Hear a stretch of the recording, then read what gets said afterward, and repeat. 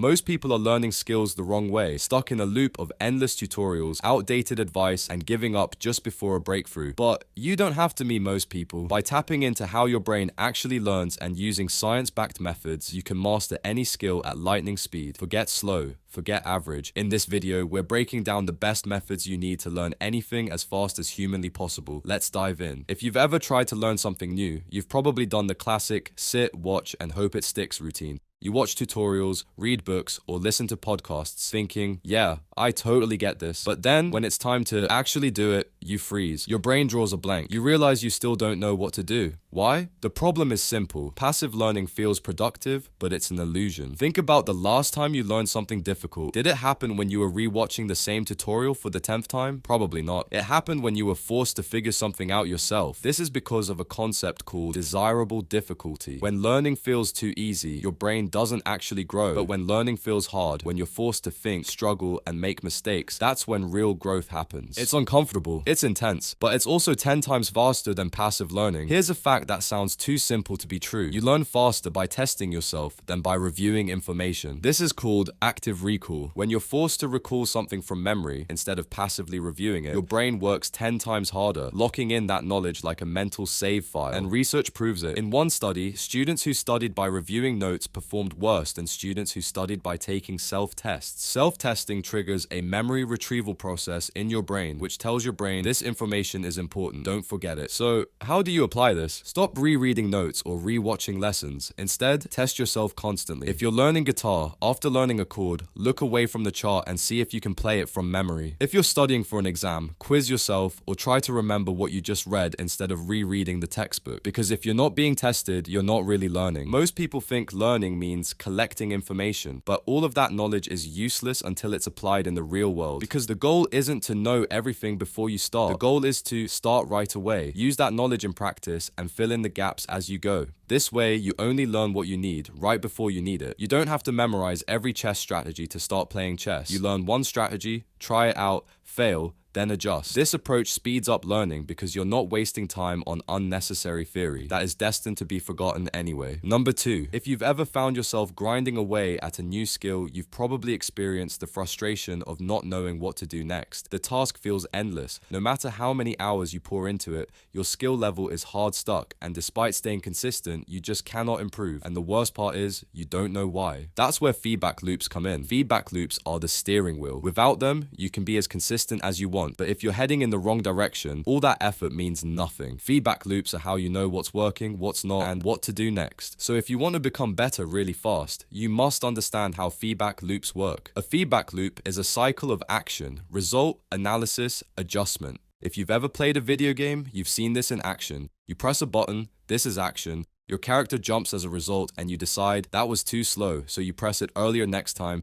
and that's adjustment. Feedback loops come in 2 main flavors. First, we have positive feedback loops. These reinforce behavior. If you see success, you're more likely to keep doing the same thing. Think about hitting a bullseye in archery. You immediately feel a jolt of satisfaction, and your brain locks in on whatever I just did, I should do more of that. Then there's negative feedback loops. These correct mistakes. If you mess up, you get an alert and realize, okay, that wasn't it. It's not punishment, it's information. The more you engage with this type of feedback, the faster you adapt. This matters because without feedback, you're flying blind. You have no idea if what you're doing is effective. You might even be reinforcing bad habits. The biggest and most common mistake learners make when learning a new skill is avoiding feedback. Why? Because it's uncomfortable. We'd rather not know that our singing is off-key or that our essays are riddled with mistakes. But here's the truth. Avoiding feedback is the #1 reason people stay bad at things. When people say, I've been doing this for years, but I'm still not good, it's often because they've been avoiding feedback. No coach, no review, just doing the same thing incorrectly over and over. Like someone practicing guitar for hours, but strumming every chord wrong. It's the classic 10,000 hour misconception. People think that if they just put in more hours, they'll get better. But if you're practicing the wrong technique for 10,000 hours, all you've done is master the art of doing it wrong. And here's a secret. The faster you get feedback, the faster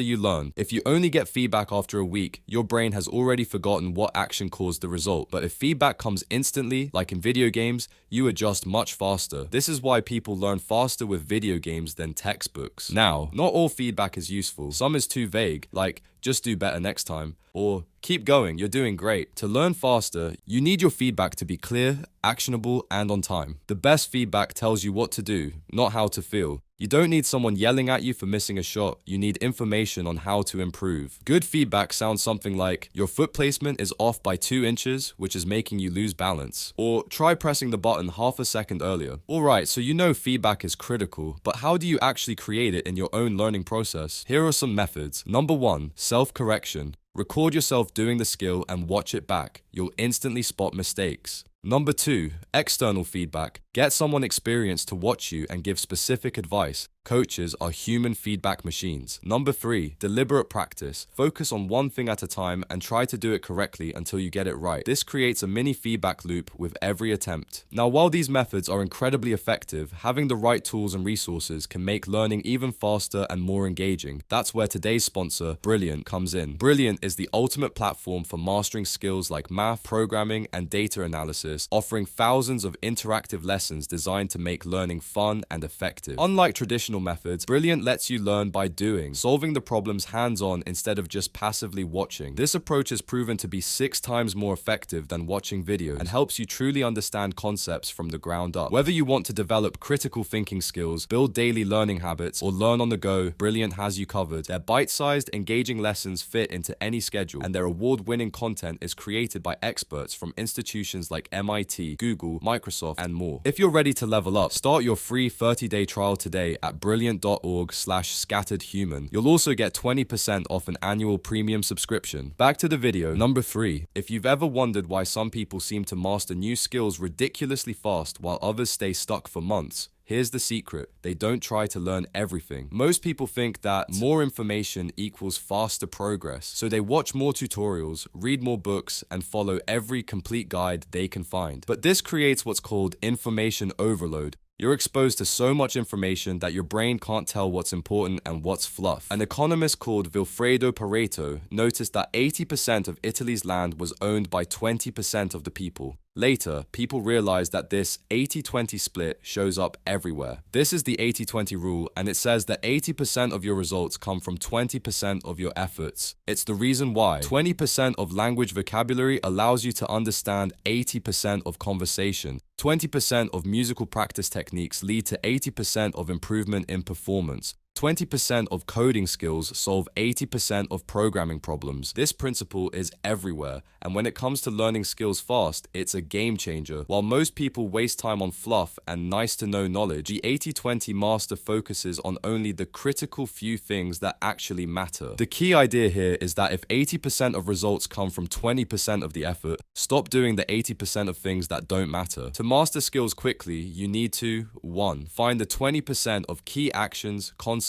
or techniques that deliver the biggest impact. 2. Double down on them. 3. Ignore everything else, at least for now. Number 4. So, if you wanted to climb Mount Everest, would you rather go with a group of beginners who've never seen snow, or would you stick with a crew of seasoned mountaineers? Seems obvious, right? The same logic applies to learning any skill at lightning speed. You level up faster when you surround yourself with experts. Experts aren't just people who know more than you. They're walking, talking cheat codes. They shorten the learning curve, expose you to methods you'd never think of on your own, and most importantly, they show you what you're doing wrong, which is way more important than knowing what you're doing right. The first thing experts do is expose your blind spots. When you're learning a new skill, you're basically feeling around in the dark. You have no idea if you're making the right moves, and that's a problem. You could spend years repeating the same mistake, all because you didn't know it was a mistake. This is called a blind spot, something you're doing wrong but can't see for yourself. No amount of self-reflection will reveal it. Experts, however, see your blind spots instantly. They've been where you are and they know where you're going wrong before you do. It's like a chess grandmaster watching a beginner. They can see 3 moves ahead while the beginner is focused on what's directly in front of them. Imagine you're learning to play guitar. You practice for months, but your playing sounds off. You have no clue why. Then, a professional guitarist watches you play for 30 seconds and says, "Oh, your fingers are too flat on the frets. Tilt them at this angle." That one tweak, instant improvement. You'd never have figured it out alone. If you're learning on your own, you're stuck in guesswork mode. You try a method, fail, try another, fail again,